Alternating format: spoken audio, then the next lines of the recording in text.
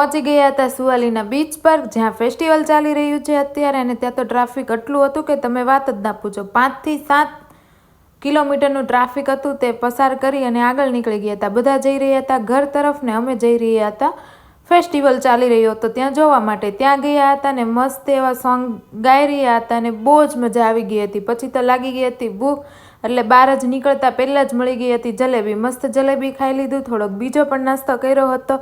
અને આ અમારે ભાઈની ફરમાઈશ હતી કે બટેકો સ્પ્રિંગ ખાવી છે, એટલે તે પણ મંગાવી હતી. તે પણ બહુ મસ્ત હતી. અને ત્યાં જઈને કુદરતી કહુંબો પીધો, તેની પીવાની કંઈક મજા જ અલગ હતી. પછી તો જે લીધું છે તે તમે ખાધું છે કે તમને નામ આવડે છે કે નહીં તે મને જરૂરથી કોમેન્ટ કરી દેજો.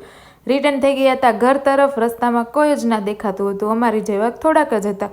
બહુ જ ઠંડી હતી અને અહીંયા તો આગ ચાલુ હતું. થોડીક વાર એમ થતું હતું કે ત્યાં જઈ અને બેસી જઈ અને થોડુંક તાપણું કરી લઈએ. આવજો, જય શ્રી કૃષ્ણ.